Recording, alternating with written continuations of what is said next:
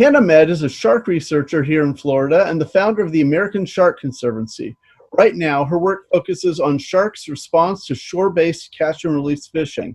Thank you for joining us today, Hannah. Thank you so much for having me. It's my pleasure.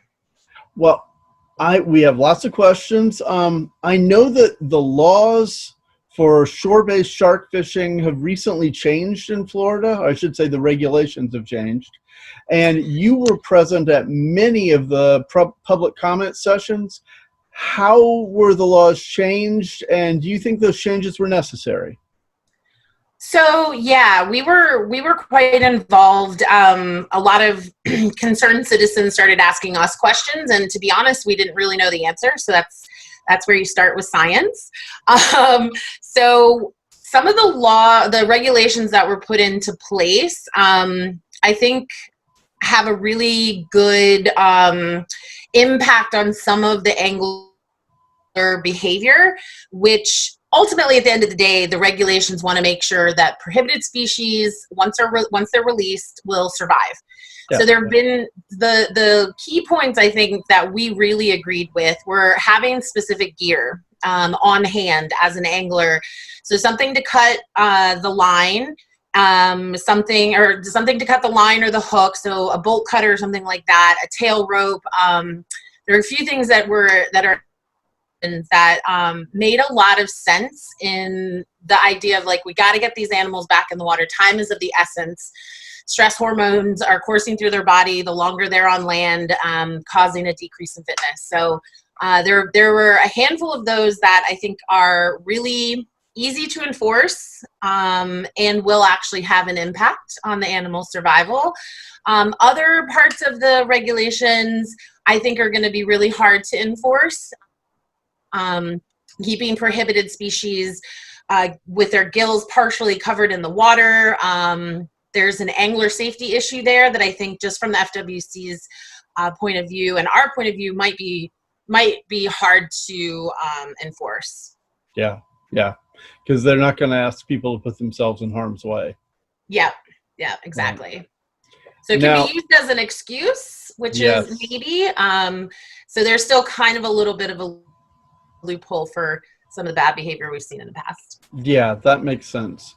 Now, I was just talking with you about public comments. How important do you think it is for people who love the ocean to go to meetings with the public when FWC or some other organization holds them? So it's incredibly important. I think people get intimidated by the process, that they don't know enough about the issue to speak publicly. And that's 99% of the time that I've worked with members of the public. That's not even the case. Most of the time, these people know more than enough to make a public comment. Or if they do need to, like, brush up on something or kind of form an idea, there's organizations like ours that can help you do that and just kind of get the latest information so you feel comfortable making a public. And then there's also ways to comment that are anonymous.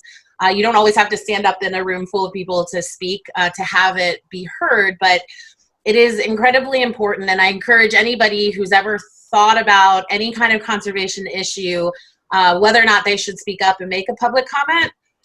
It's not as scary as it seems. Reach out to somebody who seems to be an expert in the area. They'd be more than happy, because I think for a lot of us in the positions we're in, we seem to be a singular voice that shows up at meetings and makes the public comments, but we know there's an army of people out there that feel the same way that we do, and the more people that speak up, that really does push policies in certain directions. So it's incredibly important. Okay, that makes sense. Now, your research involves working with shore-based shark fishermen. Can you tell us what you're looking at and how those fishermen are assisting you in data collection? Yeah, so approaches in the past, and a lot of the times there's a bit of a separation between the research and the people that are participating, whether it's a commercial fishing industry or recreational, doesn't really matter. But we sort of were prompted by a lot of the work that was done with a lab in Canada that we actually work really closely with, which is the Cook Lab. And they look at recreational fishing from the recreational angler's point of view. They're out there every day. Like it or not, they know a lot more about the environment that we're working in, the animals we're looking at. So we decided to sort of just try to get in touch with them, try to get their information. So we've built up a pretty cool network of people who are involved in this fishery. And it's been imperative to have that relationship to be able to get the real data that we're gathering. So we're focusing on post-release mortality of great hammerheads. There's some data out there that are really pretty clear that they do stress out pretty easily in certain situations, but for this specific fishery, the way the capture and the handling of it is very specific. So we couldn't just make a leap from one set of data from commercial or research fishing to this. So we decided that we're going to actually stand there on the beach for a lot of nights, work with the anglers. We stay out of their way, and if they let us come in, we deploy the tag as quickly and attach the tag to the animal, and then we get out. Because one of the major kind of complaints they had about some other data that had come out was basically that, look, scientists, when we get our hands on a shark, we want to take as much data points as we possibly can. We want measurements, we want blood, we to collect that stuff. And some of the anglers are like, well, that's not how we handle it. So let us do it our way and let's see what comes of it. So we let them, we don't delay the release. We try to get measurements using a camera with paired lasers. So we're stepped way back and basically deploy that tag. Okay, so you're doing land-based photogrammetry for length measurements. We're trying to, yeah. Yeah, that's a different thing. I've never heard of that. That's cool. Yeah, it's normally, I mean, if anyone's familiar with it, it's what we do for our dive surveys. It's measuring the animals underwater, which has been really, really helpful when they're swimming around and you capture that image. But in this case, while the anglers are working to get the tail rub off or the, you know, the hook cut out, we can actually stand back a ways out of the way, take a picture of the animal with the lasers and use it the same way we would as if it was underwater. Very cool. Yeah. All right. Why is catching a hammerhead from shore different than catching like a blacktip? Yeah, so I don't know if you or your students realize how different each other are. So I stress out pretty easily when I take tests. My brother, we come from the same family, but he is cool as a cucumber. He doesn't stress out. So everybody reacts to stress a little bit differently. So when we're looking at shark species, their physiology will indicate whether or not they stress out under these circumstances. So you catch a blacktip, its body's a little bit smaller. The fight time is usually shorter because it's a smaller animal. It's easier to reel in on a wide array of gear types. If you have a hammerhead on really light reels and light line, it can take a really long time to get that animal to shore. So the fight times can be a lot longer. That means that stress is building up in the muscles and in the blood. And all of those are detrimental to their survival after they get released. So a blacktip's going to come in a little bit faster. You're going to be able to handle it. Its weight isn't quite as much, obviously, on the sand, so it doesn't have to under all the weight of gravity. And just physiologically, the way they're kind of wired, they're just more resilient to that kind of handling and stress, whereas a hammerhead just tends to not be able to handle that kind of stress very well. And a lot of these anglers would let the hammerhead go and be like, oh, that was great, catch and release. And the animal would end up dying. So there'd be a delayed mortality, so they wouldn't see it. But with some of the smaller sharks, they swim away really strong, and you can pretty much know that they survived. Okay. So are you pro or anti fishing selfie? That's a good question. So I have a hard time taking a hard line on it because I also see a lot of researchers holding up their sharks out of the water. And I know divers who do sometimes questionable things in order to get the shot of them with the shark. So I understand the impetus or the motivation to want to get your picture taken in with something that you actually like really, really, really admire. And that's something I can say now, having spent 60 nights, I think we're at almost 100 nights now with different anglers. They really do, like it or not, respect these sharks. They think they're amazing. And so to get that, I get the motivation behind it. I think if we can just come up with a way to make it so it doesn't delay the release, or if there's a faster way, or educating and outreach with the anglers to say, like, yeah, get your picture, but you've got to have one team member whose only job is to have that camera ready. And so that it doesn't delay the release, or don't yank up the head and stretch out the jaws, you know, little things like that. I can't just say no, because like I said, I also know what it's like to take a really cool picture of you with the animal that you really love. So if we could do it a little bit better, that would be ideal. Okay. How important is public outreach? Can you tell me a little bit about the American Shark Conservancy? Yeah, so ASC has been sort of around for a while. It kind of encompasses all the work I've done for different organizations, including the Bimini Shark Lab and Shark Savers and other organizations. But we kind of struck out on our own in about 2016. So a big part of what we do is not only the actual research and the research projects and the science, but we think it's really important to have an aspect of outreach that can get to community members. This is all the cool stuff that's going on in their own backyard, and I think it's really important that people know like what we're up to, what their local ecosystem and conservation issues are. And to kind of throw back to what you had said before, if we're conducting that kind of outreach as scientists and conservationists, will be inspiring people to show up to public meetings where it will translate into actual like conservation action. So that's the ultimate goal, is to educate and inspire people to speak up when our sharks and our ocean need it. Okay, very cool. What type, when you're gathering data, what type of tags are you putting on sharks, and what sort of data are they recording? So we actually have, I was thinking I had some up here, but I don't think I do. So we have, for the Hammerhead survival study, we use what's called a low-tech, that's the company that makes it, a satellite tag. And these aren't the long-term tags that give geolocation like the ones used with OSearch, where you can track the sharks. These are basically scheduled to pop off in two different situations. One, after 30 days, the sharks swam around, we're going to get light, depth, and temperature data, and it's going to pop to the surface, it's going to talk to the satellites, and we get an email. The second situation when it pops off is if the shark maintains a constant depth for 3 days, and unfortunately that's going to mean a mortality, because obviously naturally sharks don't hang out at just one depth. So those are the two times our tags will pop off. They're short term. We really only get 30 days at most data from the.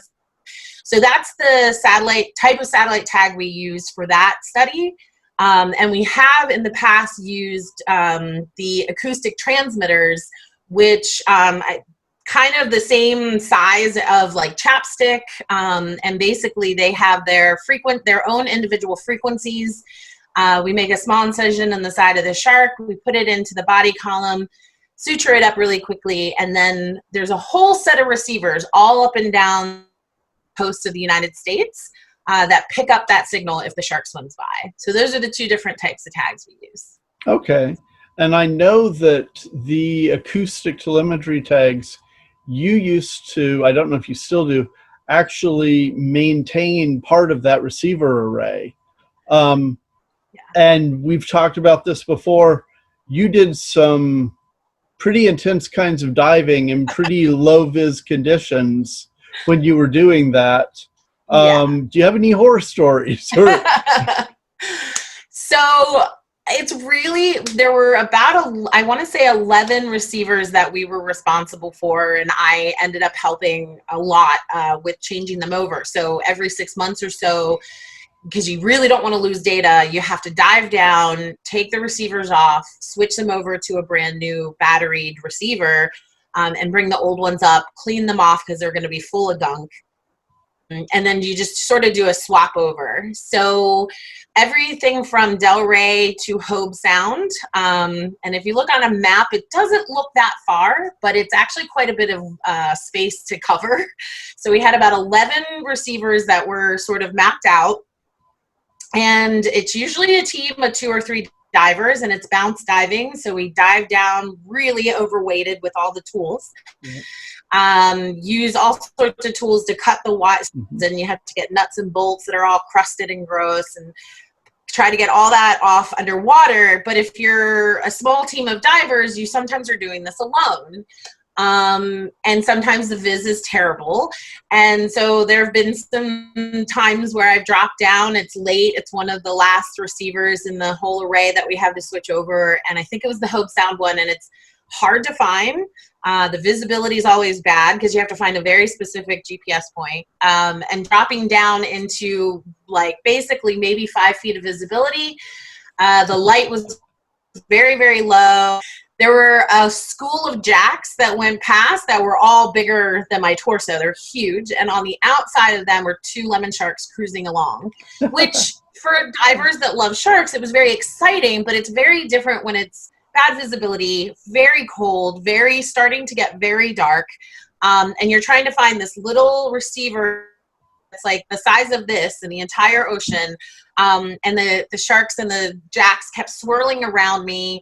So yeah, that's happened a couple of times, and you're there by yourself, and it's your like 7th dive, and it just, it wears on, it plays tricks with your mind sometimes. Yeah. So yeah, there's been some icky dives like that for sure.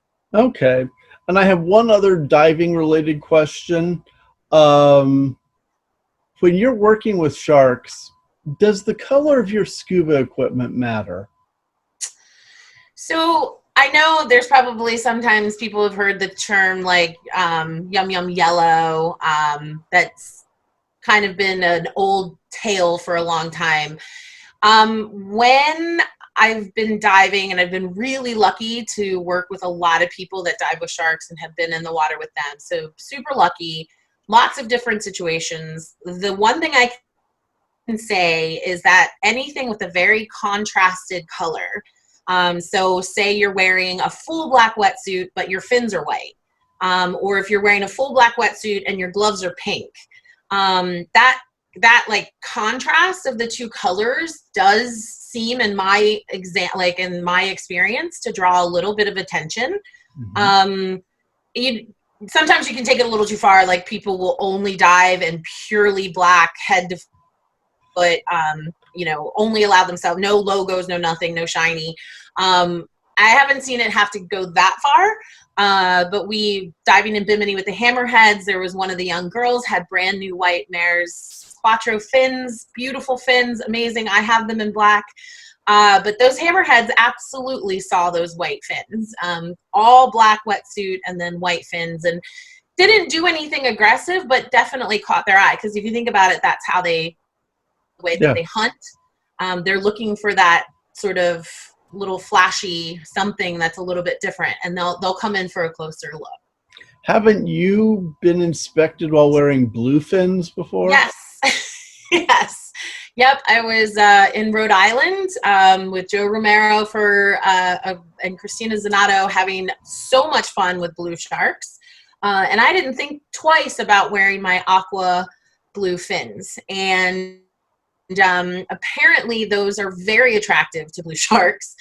So basically I was almost in the fetal, I loved it, had a great time, but in the fetal position the whole time, just trying to keep my fins away from them, because they kind of ignored the bait, they ignored everything, and were really attracted to my pretty aqua blue fins. So it definitely does play a part.